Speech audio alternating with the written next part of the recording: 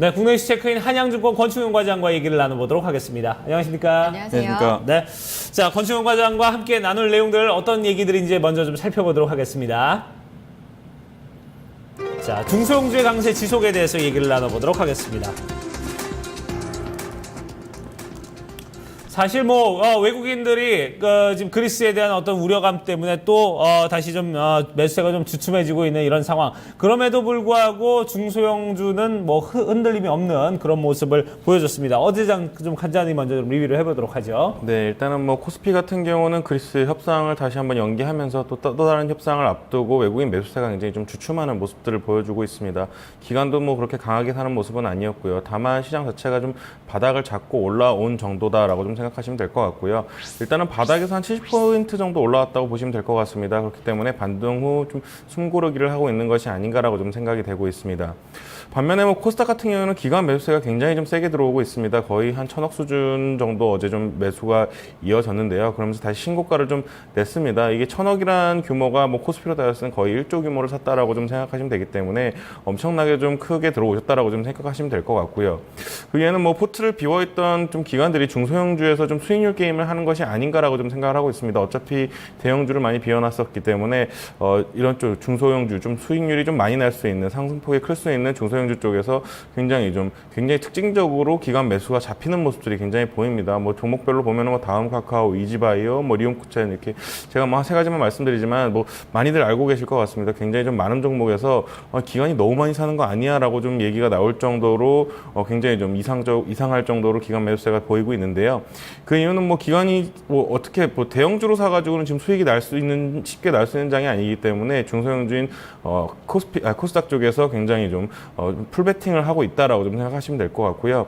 중소형주 같은 경우는 또 상대적으로 또 그리스나 대내 이슈에서 굉장히 상당히 좀 자유로운 편입니다. 지수적인 측면에서 선물이나 옵션적인 측면에서도 굉장히 좀 자유로운 측면이 있기 때문에 그렇기 때문에 코스닥 쪽이 아무래도 시장이 좀 계속해서 강세가 나오지 않겠는가 좀 이렇게 좀 생각하고 있습니다. 네.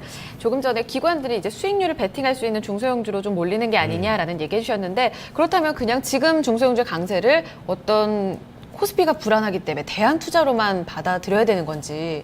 그렇지는 않을 것 같습니다. 일단은 시장 자체를 대부분 좀 강세장으로 좀 예상을 하고 있습니다. 코스피 같은 경우도 굉장히 좀 그리스 문제가 좀 끝나주고 외국인들이 좀 매수세가 유입이 된다면 굉장히 좀 강세장이 오지 않겠는가라고 좀 생각을 하고 있고요. 다만 당분간 외국인이 특별한 움직임은 좀 보이지 않을 거라고 좀 생각을 하고 있습니다. 일단은 제가 봤을 때는 리스크가 좀 무서워서 매도할 외국인들이라든지 기관 같은 경우는 거의 다 매도를 한 상황이라고 보고 있기 때문에 그런 부분에서는 크게 우려할 만한 상황은 아니라고 좀 생각을 하고 있습니다. 그리고 기관이 굉장히 좀 현금이 많은 상황입니다. 저번 달 같은 경우는 저저번 달 2달 정도 굉장히 현금을 많이 만들어 온 상황인데 지금 한 5일째 펀드 쪽으로는 또 자금이 순유입이 되고 있습니다. 어떻게 보면은 기관 매니저들이 좀 사면초가 있다라고 좀 생각하시면 될 것 같습니다. 돈은 들어오는데 자기는 지금 대형주의 포트폴리오가 없기 때문에 이런 자금들을 지금 빨리 사용을 해서 수익을 내야 되고 또 그래야지 펀드 수익률이 나오기 때문에 아무래도 대형주보다는 중소형주 쪽에서 좀 베팅을 하는 것이 아닌가라고 좀 생각을 하고 있고요. 대형주보다는 중소형주 쪽에서 그렇기 때문에 상승세가 훨씬 더 강할 거라고 좀 생각을 하고 있습니다. 거기다가 추경 또 한 15조 플러스 알파를 한다라고 굉장히 좀 호재성 멘트가 나왔거든요. 그렇다면 저는 전에도 말씀드렸지만 추경을 한 이후에는 굉장히 좀 강세장이 좀 연출이 됐습니다. 그렇기 때문에 제가 봤을 때 시장 당분간 좀 강세장이 될 것 같고요. 정부가 내수에 대한 강한 의지가 있다라고 좀 생각을 하셔서 지금 현재 지수 상황에서는 굉장히 좀 부담스럽지 않은 구간이다라고 좀 생각하시면 될 것 같습니다. 네. 자, 기관도 지금 대형주에 좀 투자를 하기 좀 어려운 상황에서 이제 중소형주에 자금이 좀 유입이 될 것으로 좀 생각이 들고 거기에다가 정부의 어떤 내수 부양 의지까지 함께 좀 버무러진다면은 계속해서 좀 이 코스닥 시장은 전망이 괜찮을 것이다 이렇게 밝혀주셨는데 자, 그러면 시장 대응은 좀 우리가 어떻게 보면 좋을까요? 네, 이제 앞으로 남아있는 리스크가 제가 크게 봤을 때는 그리스하고 좀 2분기 실적 시즌 정도라고 좀 생각이 됩니다. 일단은 그리스 같은 경우는 어떻게 보면 시나리오대로 좀 가고 있는 것 같습니다. 벼랑 끝 전술로 아무래도 월말까지 계속해서 아니면 추가적으로 월말이 지난 이후에 한 1, 2주 정도 더 연기가 될 수도 있을 것 같다라고 좀 말씀을 드렸는데 그 부분에 대해서는 일단은 크게 우려할 만한 상황은 아닌 것 같습니다. 일단은 그리스가 딜포트가 된다고 해도 단기적인 악재로 받아들일 것이라고 이제 외신에서도 좀 보도가 나오고 있기 때문에 어느 정도 좀 준비가 됐다라고 좀 생각하시면 될 것 같고요.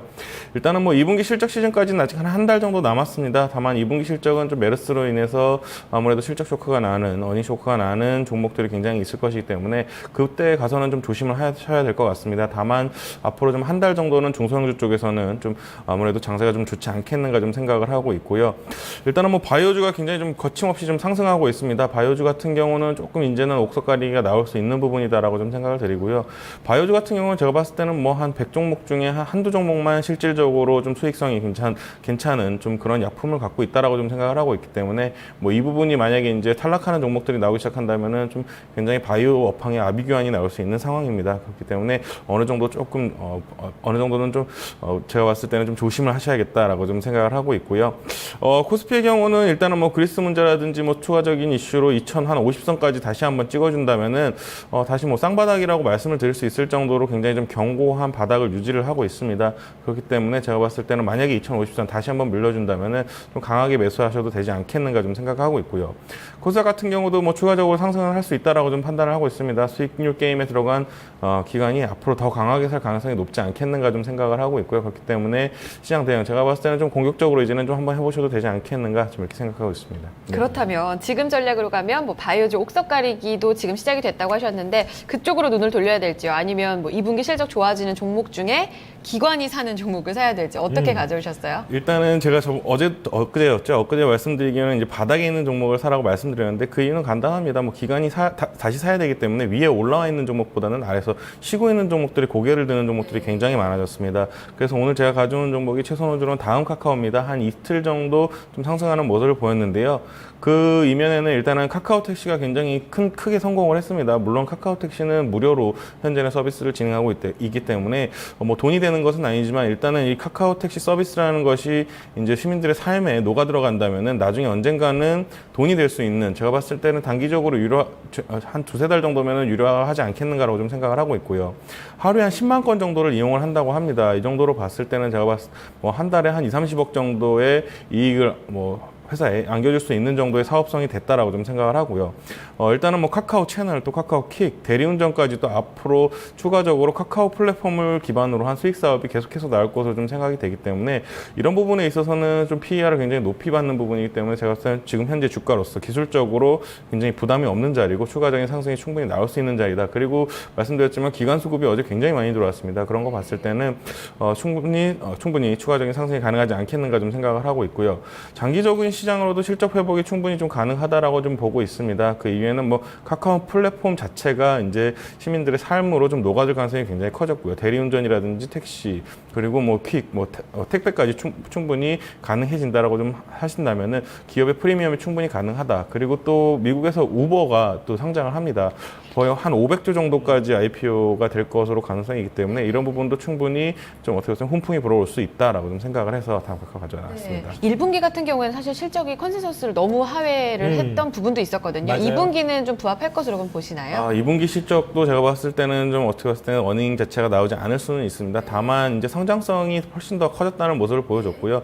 다음 카카오택시 같은 카카오택시의 성장성이 자기네 회사에서도 이 정도로 될지는 몰랐을 정도의 성공을 하고 있기 때문에 이런 부분은 오히려 더 부각되지 않겠는가 좀 판단을 하고 있습니다. 네. 성장 모멘텀으로 지금 아래쪽에서 잡기에 아주 적합한 종목으로 다음 카카오 추천이 되고 있습니다. 미리미리 눈여겨보셨다가 좋은 참고 전략이 되셨으면 좋겠습니다. 자, 이슈 여기서 마무리 짓겠습니다. 국내 이슈 체크인 한양증권 권충현 과장과 함께했습니다. 고맙습니다, 과장님. 네, 고맙습니다.